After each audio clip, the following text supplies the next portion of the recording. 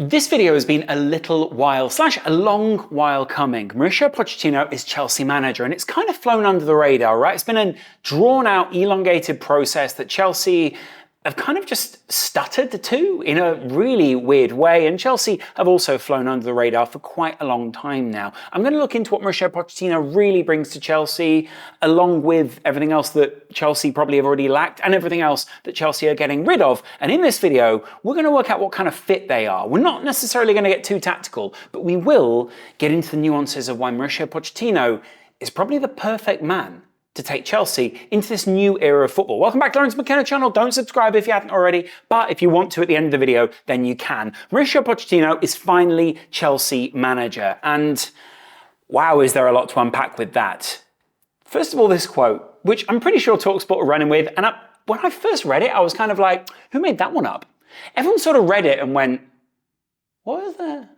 Why did you didn't need to, but weren't you at... Yes, I think it's important. I'm not quite sure what he's reacting to there. Maybe I should have got the context. I think it's a culture of winning. I think in the last 10, 12, 15 years, Chelsea is the greatest team in England. Subjective, but let's go with it. Pochettino has opened up quite the can of worms there, basically saying that he thinks that Chelsea's success is the thing that makes them so brilliant. Now, honestly, yes, there are a lot of good things that you can rain down on Chelsea in the last 10, 12, 15 years. But the last 10, 12, 15 years of Chelsea is not the same as the Chelsea that we now know.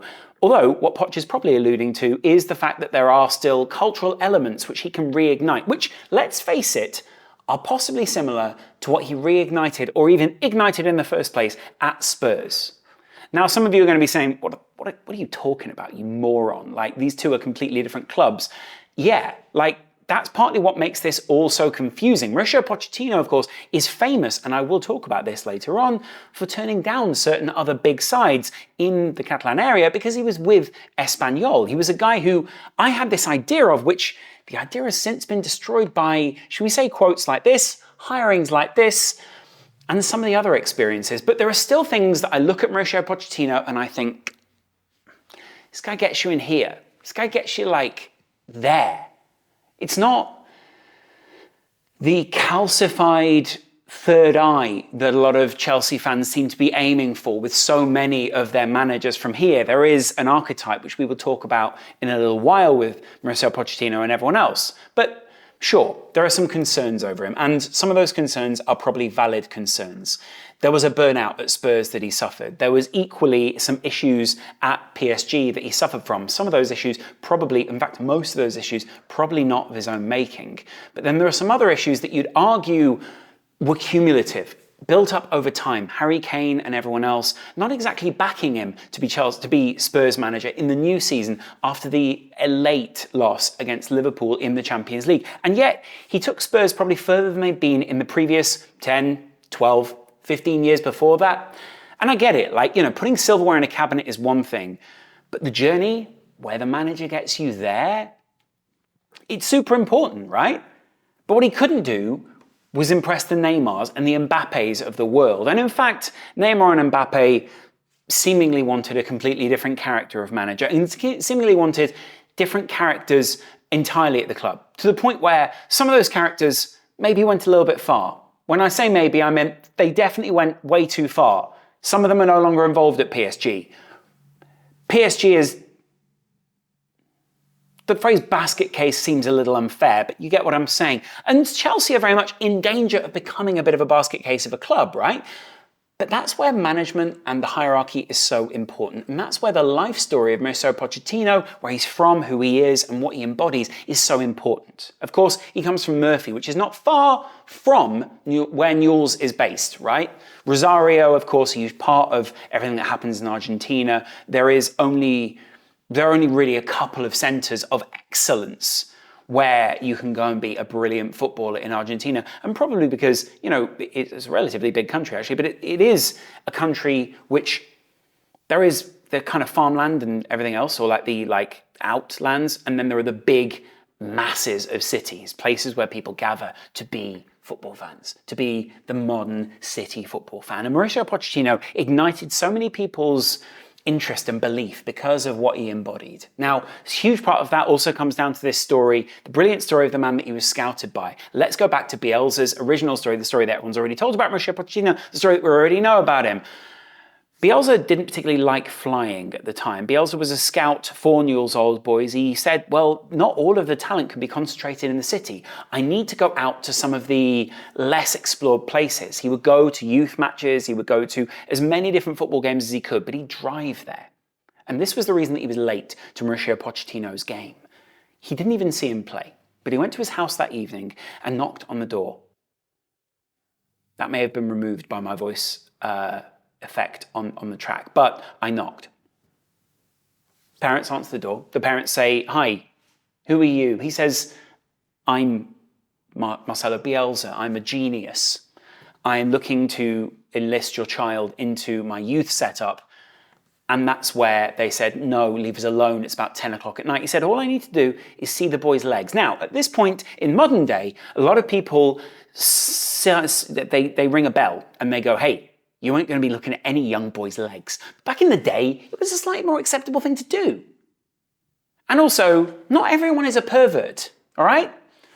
Some people are just trying to tell good stories, and not everything needs to be sexualized in the modern world, especially in a country, well, I'll get onto that in a second. Now, he then went into the young guy's room. The parents were probably there as well. They didn't just leave him alone in the room with an adult. He didn't get CRB checked before he went in there, let's put it that way. Lifts the covers back, looks at the legs and goes, yeah, I'll take him.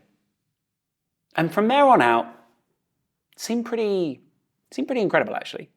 Now, obviously, he sets the world alight at Newell's Old Boys, things looking pretty good for him, and he earns himself a move to Europe as a macho, hard-man centre-back with some tactical nous, which clearly has a high ceiling, but also a high floor.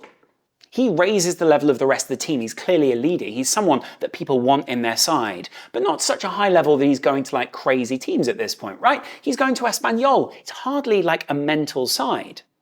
And yet, here he is, playing for Espanyol and getting his debut for Argentina. Argentina, a country which is so clearly embedded in the crafting of Mauricio Pochettino, a country which was split for such a long time, and I'm not the guy who did the research on this, there's some brilliant writing elsewhere, I'll tell you about it in just a second, between attacking football under Cesar Menotti and anti-football, as they called it, or quite negative football, under Bilardo. Winning was all that mattered for him. Now, both of them got their outcomes, and actually, it's fairly important to acknowledge that, but both of them were kind of at either end of a spectrum. This need to be dogmatic about the way that you were thinking, this need to have this split level of, hey, it's either going to be attacking or it's going to be the other way. The utopia versus the dystopia. What country came out of this?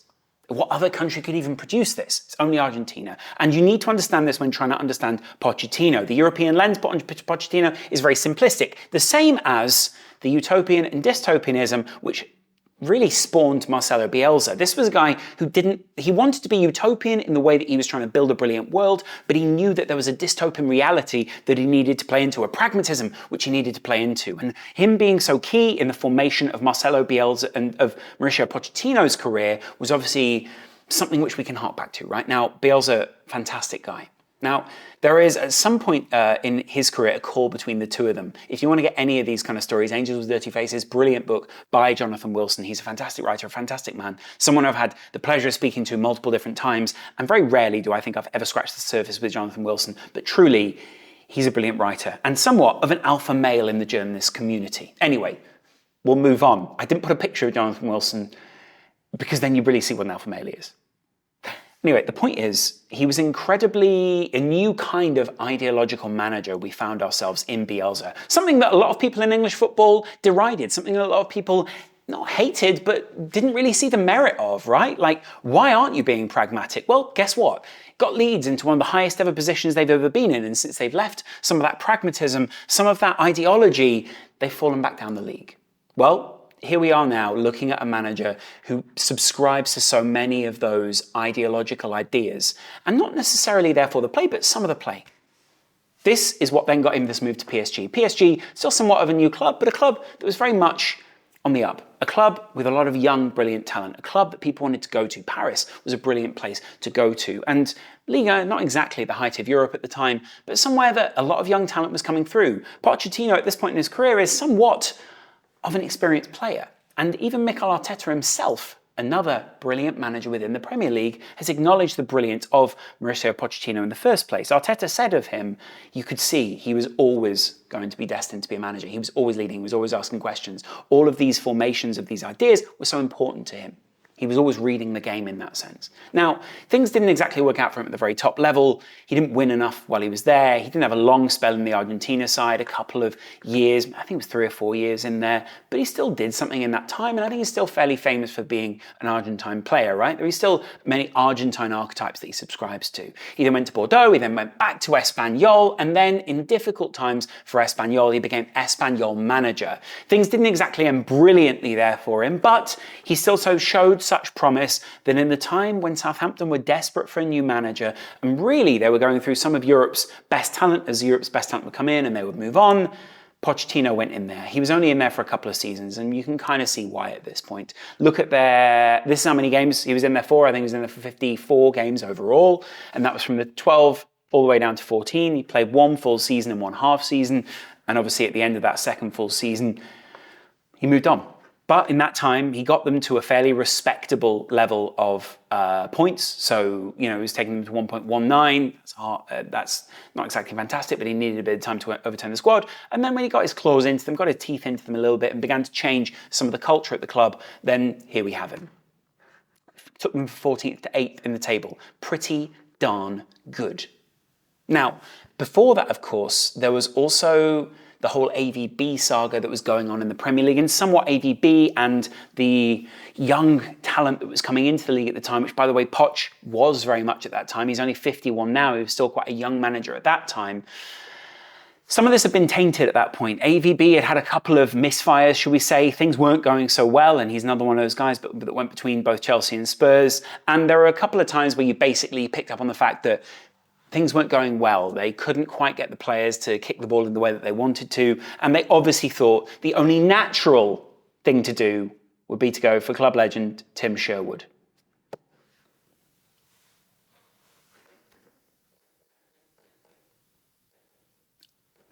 Do you know what I mean? Now, the weird thing about it is, Pochettino obviously came in on the back of Tim Sherwood. Anyway, it came on the back of that. There was a series of failures, basically, that happened at Spurs. A series of underperformances, a series of times where the players basically went, what is the ideology here? What are we trying to change? There didn't seem like there was anything really to grasp onto with the manager. A lot of what seemed so self-evident with AVB and seemed to be based on a system of something that I subscribe to, but a system of respect, was never really properly enforced, right? Now, we're going to get on to what succeeded after Pochettino's time. But let's just take a look at his record while he's at Spurs, right? Comes in at Spurs and has 5 full seasons and 1/3 of a season, should we say? Let's look at what he achieved in that time after he'd come out of Southampton. Now, it wasn't great what happened under Sherwood. It wasn't great what happened under AVB. Spurs were not in free fall, but they just were a bit of blah, right? But at that time, he was taking their points total up and up and up. And obviously there were different runs and he focused on different paths, but 2.26, pretty fantastic points total at the time as well in the Premier League. Took him to 2nd in the league. There are questions that raises, and I think we need to talk about this just for a second. Pochettino has one criticism of him, and it seems to be that a lot of people buy into the ideology, they buy into the journey with him, they buy into a lot of the pleasant factors that surround him. But very often, how difficult is it for him to get him over the line? Now, Chelsea fans being so used to success, Chelsea fans being so used to having this finished product, this guy coming in who basically is full of machismo, full of actual success, they're not used to these kind of working titles, should we say? They want the people already who are going to enforce those things. Poch doesn't necessarily come in with that. And the same goes for him at PSG in the Champions League as well. Like, this is his record in the Champions League. He got to the group stages, he got to the last 16, semi-finals, last 16, and only one final in there. Now, looking at that, weirdly, the final was hardly even a particularly great or fantastic year. It's probably one of his least brilliant years for them. But In that, he still got Spurs to a final, right? He didn't get PSG anywhere near that. Now, that's probably because the players bucked against him. Another thing or issue that we may raise is obviously that the superstars that were at PSG didn't exactly want him to be their option or their manager. Something quite important there to acknowledge. Now, what he did do was implement a series of systems which weeded out a lot of the players in quite a baggy squad at the time who were basically hiding in plain sight. But what he brought through was some youthful excellence. Kane, Dele Alli, Dyer, guys who went on to be the spine of a side for God knows how long for this Spurs team and have possibly even outstayed their welcome at this point. The way that he did this was by implementing, again, another very simple quote. You signed to train, not to play. Now, this is a very famous Pochettino quote in the first place, and probably something that will be very, should we say telling, but also indicative of his time at Chelsea as well. Pochettino is all about respect. He is all about the exchange of values between people and you bringing your value and therefore you being part of the bigger value. When he says, you sign to train, you don't train to play, there are some players who may feel they already have their name on a team sheet. He's in no uncertain terms telling players that's not the case here. Spurs had a squad where they needed it trimmed. They found their best 11, and to some extent that was bad for them because never really did they stray too far beyond that best 11, and at times they struggled without that best 11, even though some of their best performances were without that best 11. We know that as they got to the Champions League final, etc., etc. But we know there were times where they struggled with that lack of a bigger squad. Sometimes due to lack of investment, sometimes because of the lack of pragmatism from Mauricio Pochettino in that time, right? That could be another telling factor. Have we seen him tested in modern football? Have we seen him tested in near modern football? Has he kept up with what is going on in football? Another big question. But one thing we can ensure is the players will be respecting him on his terms, shall we say. He's very black and white in that sense. We're not talking Ange Postecoglou levels here, but we are talking about someone that if basically you cross him, you're out the team. And he's not afraid to do that either. Like, I think given the opportunity at Spurs, and this is what probably a lot of the players saw, he was going to move on from some of this squad and they didn't want to be broken up. Sometimes players just rebel against that and they get rid of the manager before they see the sort of Damocles being dropped over their heads, right? Now, that may be a bit of a sticking point at Chelsea, but we will find out. It could be the undoing or the doing of him in this time. But Chelsea were looking for someone, and I'll talk about this in a second, right? Chelsea were looking for someone. Spurs then went on to have Mauricio Pochettino and Antonio Conte, two people who have succeeded after Pochettino, but before now they've preceded him at Chelsea. I want to just take a quick look at some of his points totals. 38 games, finished first. 21 games, finished second, didn't manage to push them to the title. You'd argue that this number one, is what you kind of expect at Chelsea, at PSG, and possibly even at Chelsea for a couple of years. And this number two was seen as failure. But it was forgiven and forgivable, and actually had a fairly, should we say, consistent record, right? Now, it's all about wins here, basically. He had a few too many draws. It was the draws and getting the team again over the line. Probably would have been much more conclusive. But again, not particularly challenged. Was there such challenge in that time? Did we really see, like, Pochettino really challenged? And when he was challenged, he lost out by a point. Do you know what I mean? Like, they managed to score a lot more goals, and sure, there was maybe some football that the players could buy into, and possibly they were testing him for a little while in the way that Mauricio Pochettino gets tested by some of those players, but he wants to get rid of that. They won it in the second season there. 86 points, 15 points difference. But these guys were the issues. Can he succeed with what he's got at Chelsea? Well, let's go through this. Style over shape is always a thing for him, which is obviously going to be fantastic with this team and probably brilliant in the modern era, right? There's going to be a lot of shifting and shape shifting for modern managers. We're seeing the WM coming back into fashion, or the 3-2-2-3, or even we might even see us moving into, as a couple of people have said now, MM, which is opposite to the WM. The MM obviously with the two strikers. I'd be interested to see how they were to play that kind of thing. Although 5 up front, either way seems to be the thing. He can play with that. He also loves to press, but he doesn't love to press to win the ball back high up. He loves to press to get people to succeed their elements of possession. So basically to kick the ball back to Chelsea and then Chelsea win the ball back. If he gets some of his signings, there could be an incredibly strong midfield there. Say he gets a Moises Caicedo or someone like that. Fullback's incredibly important. That works really well for him as well. He was a centre-back, so coaching centre-back seems to be something that he really loves to do. He's got some young centre-backs and also a more experienced centre-back there as well. They're quite a narrow side, but also obviously they love to go to the fullbacks, but moving through that midfield, he's going to have a lot of that kind of talent, right? Now, I'm going to look at some of the people who've left in a second, and we will see why they've left. We'll possibly even free associate as to why they've left in just a second, but just go with me for a second. They love to drop deep and then bring the ball forward. Some of his key signings may also love to do that.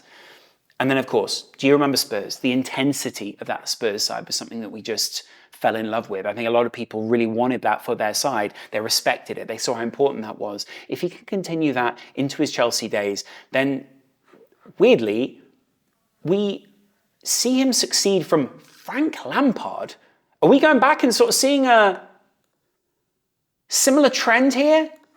A baggy squad that was led by a previous legend that never quite got them over the line. A series of managers just before that who were respected within the game, but not exactly the things that they wanted. And possibly a young manager who's brought in to change the squad completely, but hey, didn't manage to get it done and ultimately got sacked a little bit too early.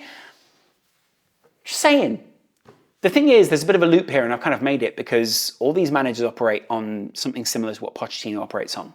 That level of respect, that level of family, that level of mutually beneficial exchange, shall we say. Will Pochettino be able to get the best out of his squad in that sense? And I'm looking forward to seeing that in a second, right? I've highlighted that quote there.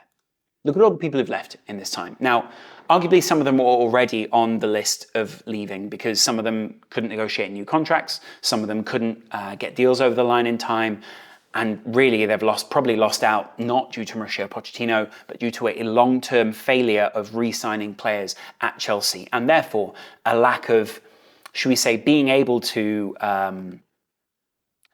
secure players. But at the same time, they've also received a lot of money for these guys. 70 million for Kai Havertz, 64 million euros for Mason Mount. Kovacic also went for pretty healthy money as well. Koulibaly also very healthy money as he moves on to Al Hilal. There's also Al Ali for Eduardo Mendy. He's gone for 18 million euros. And Ruben Loftus-Cheek moved on to AC Milan. Arguably, that's pretty good hoarding business there, right? It's a shame to see Kante leave on a free transfer, but it is what it is. And obviously the season-long loan for not only Zakaria, but also João Felix also remains slightly up in the air. Whether Pochettino is going to want to, should we say, re-up either of those remains to be seen. Look at some of the people who are coming in. I look forward to seeing some of the people who are coming in. I will talk about some of these in just a second. Nicholas Jackson is an incredibly talented young player who comes from La Liga. Scored 12 goals last season for Villarreal in what Chelsea described themselves, we'd all have to write our own reviews, as a breakout season. Of course, they're also bringing in other great players as well. Christopher Nkunku, another signing that happened ages ago now. Again, things have happened over such a long timeline for Chelsea. They've been building for such a long time that you wonder, have we overlooked elements of this? Has it just been the coaching that has been a real issue? And actually, for some of the analysis within inside the club, if you look at it, maybe in the long run will play out. Sometimes there's been too much short-termism in the previous era, should we say, of the Roman Abramoviches, the need for immediate success, the need for possible sports washing, and also the need, oh, he actually loved us. Grow up. Grow up. I'm sure he did like Chelsea. I'm sure he loved Chelsea. Loving someone doesn't mean terrible things haven't happened around them and they weren't involved in a terrible system. Let's just not do this. Christopher Nkunku comes in, as do a couple of other talented young players. I'm looking forward to seeing Dejuan Richards, although, I mean, the Gold Cup, very close to my heart in the first place. Hey, but some big exits this year. He goes off to a direct rival. Another person in Mason Mount also goes off to a direct rival. Kovacic, arguably a direct rival, maybe just slightly above direct rival, but still goes off to a rival. And it's not looking great at this point for Mauricio Pochettino as he comes in at Chelsea in terms of big names leaving. But none of those are indictments of him. What it does, in similar ways to the way that he got rid of the bomb squad, that was a name that they coined themselves at Spurs. A small group of players who like to be sort of seen as kind of outcasts or like, you know, we're a bit edgy, got rid of those guys. Do the same at Spurs. It's all about, do you actually want to be here? Do you actually want to play for Chelsea? If you do, brilliant. If you don't, cool, door's right there. There's a pragmatism. There is a magnetism to this man. This is someone who cried, who made you feel it in there, who has the right kind of football that people can feel with, can love with, can like actually... God, if you just grab him and hug him, you can see what you've got here. I get it. Like I made a documentary about him a couple of years ago. I kind of fell in love with him in that time. I've never really let that go. And arguably, I was right to do so. He fits the profile of a top manager in the modern era. He's someone who's on the cusp of what I believe to be brilliance. And if we're going to laud people like Arteta because of their brilliance, then let's at least leave a door open for Mauricio Pochettino. I love the guy. And if you don't, then that's fine. But I think in time, we will see that either he fails at Chelsea because, well, I'm not sure these guys have learned to love in an open-hearted manner, new machismo managers. But at the same time, I think because they will have set him up to fail if he doesn't succeed there. Previous managers have had the same issue. And I think they need to move on from that culture at this point. If Todd Bowley wants to put his money where his mouth is, he will stick by Pochettino throughout a rebuild. Be interesting to see what happens here. I look forward to seeing your guys' comments in the comments below. I'm sure there is probably a transfer or something that I've overlooked. But if they get that midfield of Enzo, who arguably was playing too deep anyway, and Moises Caicedo, who can allow him to play a little bit higher up the field, I think Poch cooks. And I think that cooking is going to be something very exciting. There's good pressing in there, there's good tackling in there, there's control high up the field, all the things that other teams are making big signings for, Chelsea are already feeling prepared for. And there is some good youth in the side, they've gotten rid of some of the wage bill, they're cutting a baggy squad. Just stick with us here. I look forward to seeing what you guys think of a very long profile, it was a little while. Thank you very much for watching the channel. If you have enjoyed this profile, then let me know what you thought down in the comments below. Let me know the additional notes. There will be tactical breakdowns, there will be transfer breakdowns, there'll be all sorts of things on this channel in the future. Where, as a rival fan, do you think Pochettino takes Chelsea? Or as a Chelsea fan, do you think he's going to finish with you guys this season? It's fantastic to have you back on this channel, and we'll see you guys in a little while. Much love. Bye.